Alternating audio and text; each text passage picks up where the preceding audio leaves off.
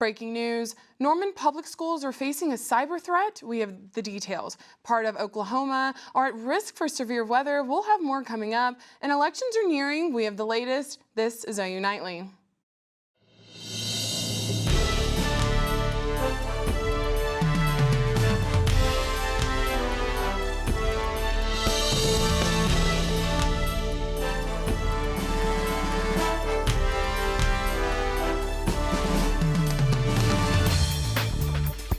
Thanks for watching OU Nightly. I'm Amaya Ward. And I'm Dacoda McDowell-Wahpekeche. We begin tonight with breaking news. We learned this evening that Norman Public Schools is under cyber attack. They sent out an email to parents urging students to stay off their school-issued devices. In their email, NPS says they are already working to resolve the issue, but it will still be a significant disruption. The ransomware could spread to other devices if the device is connected to a home network. Man, Dacoda, it got really cold out today. Yeah, it really did. OU Nightly meteorologist Peyton Galyean is inside the studio with more and weather. Peyton? Yes, guys, a cold front came through just a couple hours ago, and right now 71 in Ardmore. The cold front has not reached them yet, but here in Norman, 44 degrees, and up in Galyean, 39 degrees. The whole state's just kind of experiencing different types of weather. We have snow, and then we have this line of severe weather that Norman is not going to get any severe weather with this, but eastern Oklahoma, that's going to get the brunt of this, and a moderate risk has been issued for severe weather. This is going to last late into the night. So coming up in main weather, I'm going to talk more about the threats you're going to see with this severe weather, how cold we're going to get, in your game day forecast for tomorrow. Thanks, Peyton. Early voting opened 2 days ago. Tyler DeLuca is live at the Cleveland County Fairgrounds with more. Tyler?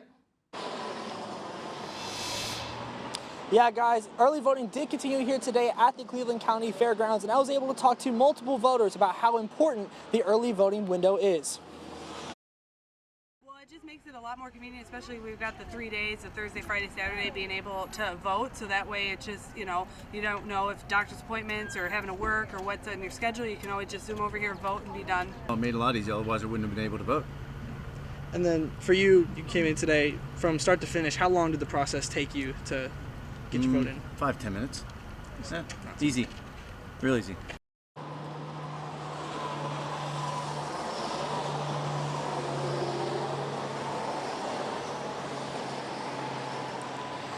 Yeah, guys, the polls will be open until 6 p.m. today and then open again from 8 a.m. to 2 p.m. tomorrow. Reporting live from the Cleveland County Fairgrounds, Tyler DeLuca, OU Nightly. Thanks, Tyler. Democratic Minority Leader Representative Emily Virgin has termed out, leaving an empty seat in the District 44 race. OU Nightly's Addie Crawford is live on campus. Addie? That's right. District 44 covers 11 square miles of Norman, including downtown and the entirety of OU's campus, which is where I'm at right now. I spoke with both candidates to get a deeper look to who they are. Introducing Democrat Jared Deck. I'm a human who's constantly seeking the humanity in others. Hoping to carry the torch from his predecessor. And Minority Leader Virgin has been an outstanding state representative for Core Norman and House District 44. And my goal here is to have a smooth transition. With a focus on education, specifically higher education. We are overburdening young people before they're really even able to get a financial start in life. And so we've got to systemically reverse that trend. Despite endorsements from politicians and organizations. I've knocked 15,000 doors now. It's really about getting that one-to-one endorsement from the voter. Now introducing Republican R.J. Harris. A legislator that always walks anything that I could vote for or support through the Oklahoma and the federal Constitution. Who believes in showing up. And I saw that the Democratic candidate, whoever that may be, after their primary was just going to win by default. I said, no, okay, diffusion of responsibility is not going to happen here. Then I'll have to run. Wanting voters to know. If they want a candidate who's not just going to tell them whatever they want to hear to get elected, I'm going to be that candidate that fights to protect their life, liberty, and property. Urging Norman residents to participate. While it is true that Oklahoma is a very conservative state politically, I don't think that's a reason to be complacent. Now, before going out and voting, if you want to learn more about both candidates, you can go to their individual social media accounts and their websites. Reporting live on campus, Addie Crawford, OU Nightly. Thanks, Addie. Up next, protests continue in Huron, leading to thousands under arrest. Find out what's causing it coming up. Yeah, and there's not as much rain here in Norman like there is in eastern Oklahoma City. Yeah, that's right. OU Nightly meteorologist Peyton Galyean will be back in a little bit to talk more about this weather.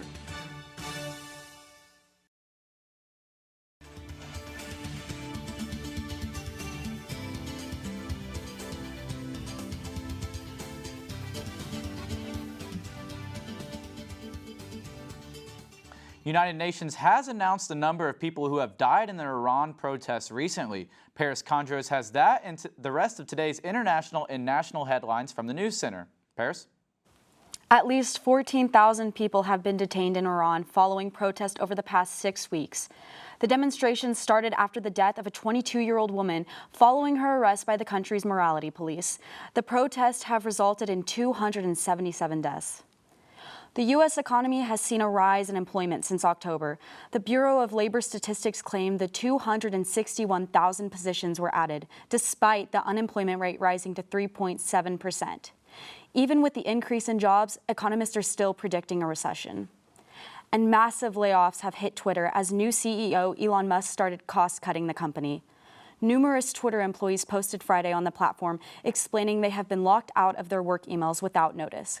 Musk plans to lay off 3,700 total employees. And the Powerball jackpot is now set at $1.6 billion, with the drawing taking place this Saturday. Are you guys feeling lucky? I'm feeling a little lucky. What about you, Dacoda? Sometimes I have it on my side, but not recently. Yeah, well, the weather is just getting colder and colder. Peyton, what can you tell us? Yes, that cold weather is going to stick around, but I'll tell you how much longer it takes till we bounce back in temperatures and when this rain will go away.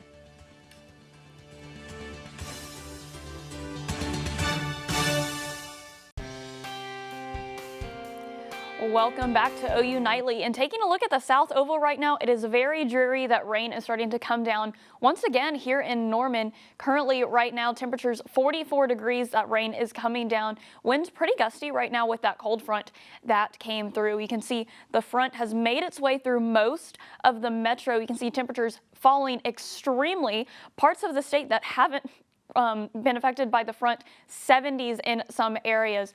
And with this front that came through, you can see Galyean 37 degrees colder than this time yesterday. It feels almost like an entirely different season, which is probably why there is some snow falling in the Oklahoma and Texas panhandle. But switching gears, the eastern portion of the state, there is severe weather coming through. This line of storms has already produced tornadoes that has resulted in one fatality confirmed by the Oklahoma Highway Patrol. You can see there's flood watches and warnings going on, tornado watch in this yellow shaded region going till 8 o'clock tonight. And so this band of rain is going to move out of the state of Oklahoma probably around the 9-10 o'clock hour, clearing out for your Saturday. So the game day tomorrow is going to be fine, not impacted by this whatsoever.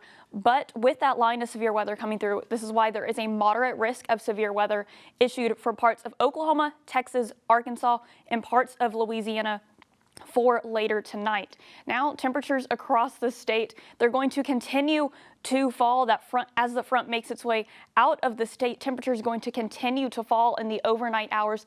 38 degrees tomorrow morning when you wake up here in Norman.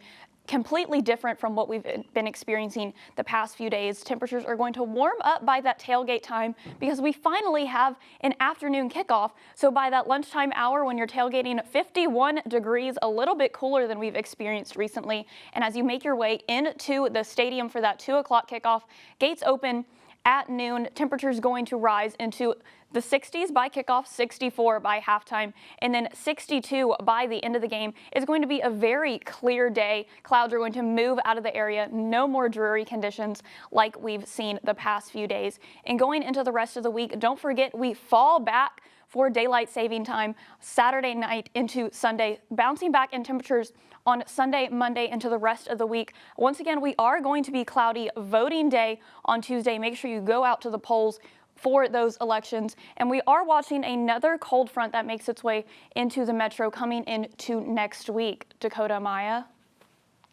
Thanks, Peyton. Well, that's all from us. Be sure to tune in on November 8th for live election coverage. Yeah, and coming up next, our Big Friday sports anchors break down the upcoming OU game. And we feature one OU player who's silencing the haters. Sports is next.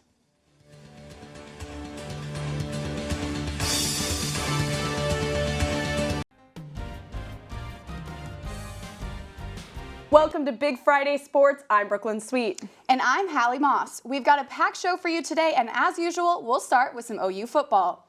Senior defensive back Justin Broyles was blasted on social media for his performances so far this season, but up in Ames, he proved the haters wrong. OU Nightly's Dylan Rivera has more. There's a lesson to take away from the 1994 football film, The Little Giants. Football is 80% mental, 40% physical. For Oklahoma defensive back Justin Broyles, he says he's always understood there's a lot that goes into the mental side of the game.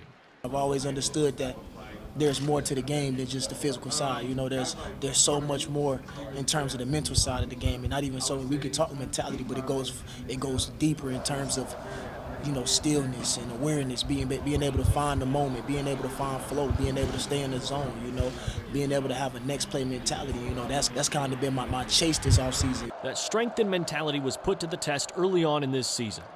Fans bashing Broyles all over social media. The fifth-year senior has learned over time to ignore the negativity. Nobody's exempt from people's opinions, people's comments. So, I mean, once you understand that, then you'll realize to just block it out.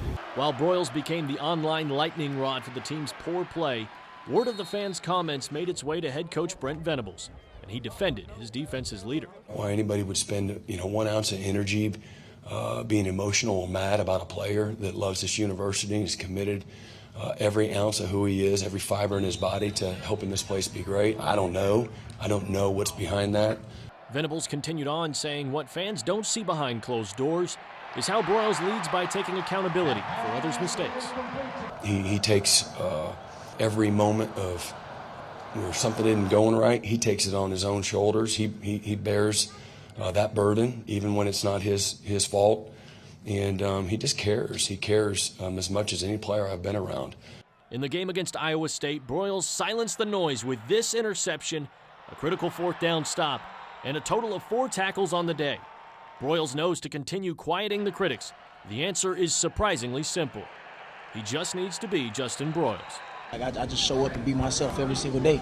And if I be myself every single day, you know, that'll be just enough. I don't need to go out and try to be anybody else or try to force anything.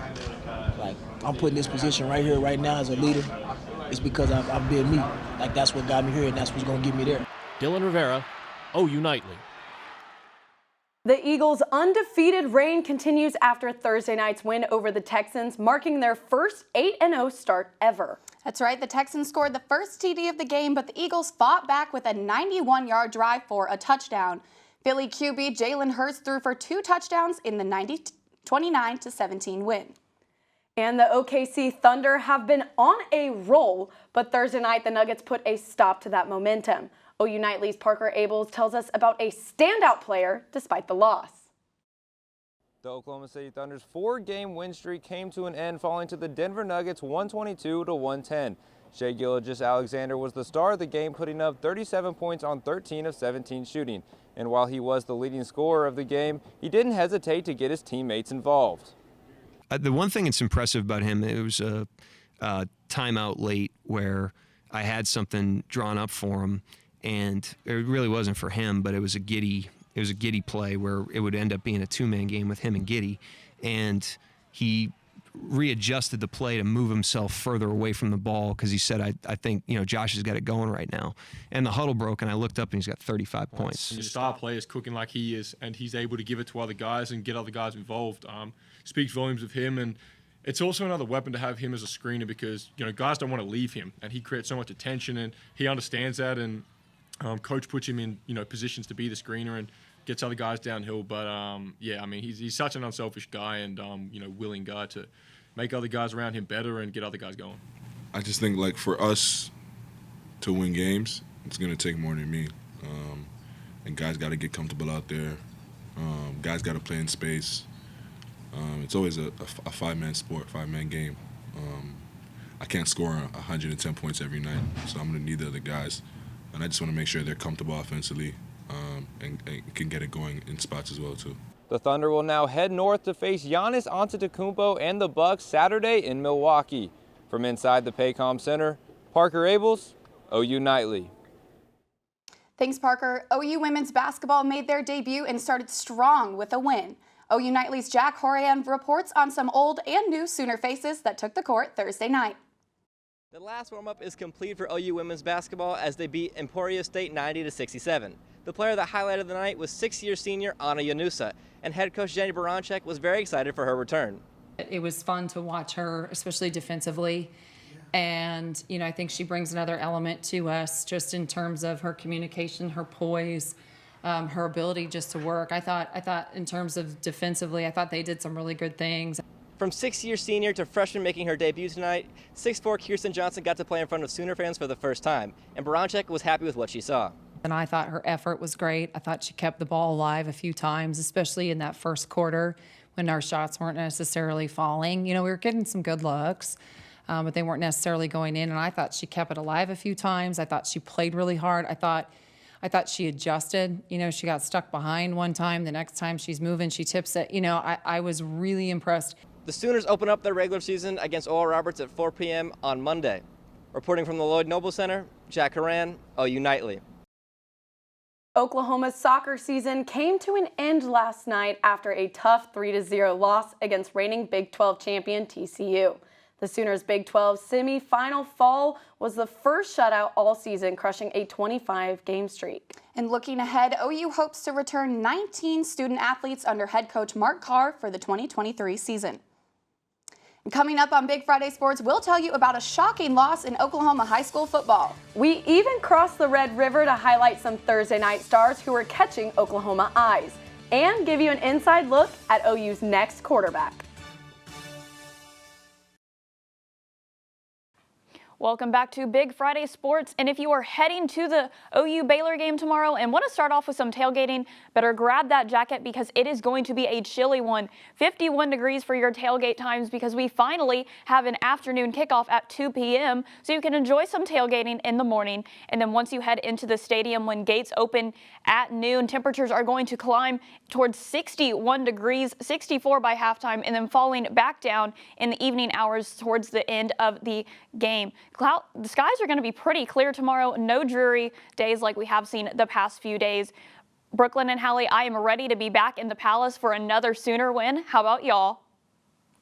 Thanks, Peyton. I know that I am. But the nation's longest high school football win streak, dating back to 2018, came to an end last night in a 38-35 showdown. Bixby scored twice in the final 3 minutes of the game in an attempt to close the gap, but ultimately gave Jinx the celebration of a lifetime.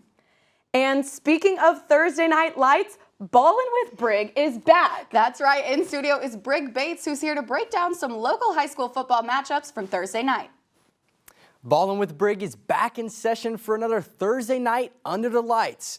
We kick off at Norman North as they host the Enid Plainsmen in the last regular game of the season. OU commit Chapman McCown unleashed his OU DNA to start the game as he burns past the defense and flips into the end zone for a touchdown. Norman North took a commanding 35-13 lead over Enid in the first half. But it wasn't long until Enid star wide receiver Tyke Andrews found his groove for an acrobatic catch to put Enid on the board.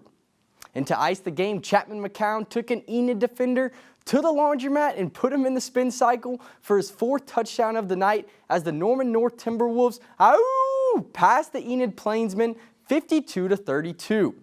And on the other side of the Red River, OU Nightly's Jimmy Wicks caught up with OU commit Jackson Arnold in the Denton Geyer Wildcats. Jimmy? The perfect end to the perfect season. Geyer caps off their 10-0 record with an emphatic win at home on senior night with a score of 31-3 over Rock Hill.